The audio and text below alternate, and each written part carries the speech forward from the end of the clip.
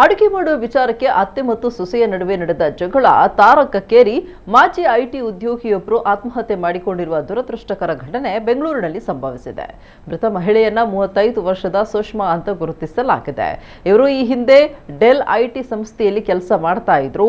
ಸುಷ್ಮಾ ಅವರು ಪುನೀತ್ ಕುಮಾರ್ ಎಂಬುವರನ್ನ 5 ವರ್ಷಗಳ ಹಿಂದೆ ವಿವಾಹವಾಗಿದ್ರು ಮತ್ತು ಈ ದಂಪತಿಗೆ 4 ವರ್ಷದ ಮಗನಿದ್ದಾನೆ. ಅಡುಗೆ ಮನೆಯಲ್ಲಿ ಸಾಮಾನ್ಯ ವಿಚಾರಕ್ಕೆ ಸಂಬಂಧಿಸಿದಂತೆ ಸುಷ್ಮಾ ಮತ್ತು ಅವರ ಅತ್ತೆ ಕಲ್ಪನಾ ಅವರ ನಡುವೆ ತೀವ್ರವಾದ ಜಗಳ ನಡೆದಿತ್ತು. ಇದರಿಂದ ತೀವ್ರವಾಗಿ ಮನನೊಂದ ಸುಷ್ಮಾ ಮನೆಯಲ್ಲಿ ನೇಣು ಬಿಗಿದುಕೊಂಡು ತಮ್ಮ ಪ್ರಾಣ ಕಳೆದುಕೊಂಡಿದ್ದಾರೆ.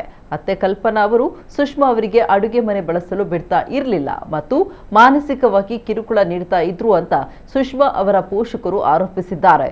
ಸುಷ್ಮಾ ಅವರ ಪೋಷಕರು ನೀಡಿದ ವರದಕ್ಷಿಣೆ ಕಿರುಕುಳದ ದೂರಿನ ಮೇರೆಗೆ ಬೆಂಗಳೂರು ಪೊಲೀಸರು ಪತಿ ಪುನೀತ್ ಅವರನ್ನ ಬಂಧಿಸಿದ್ದಾರೆ. ಘಟನೆಯ ನಂತರ ಅತ್ತೆ ಕಲ್ಪನಾ ಅವರು ನಾಪತ್ತೆಯಾಗಿದ್ದು ಪೊಲೀಸರು ಅವರ ಪತ್ತೆಗಾಗಿ ಶೋಧ ನಡೆಸ್ತಾ ಇದ್ದಾರೆ.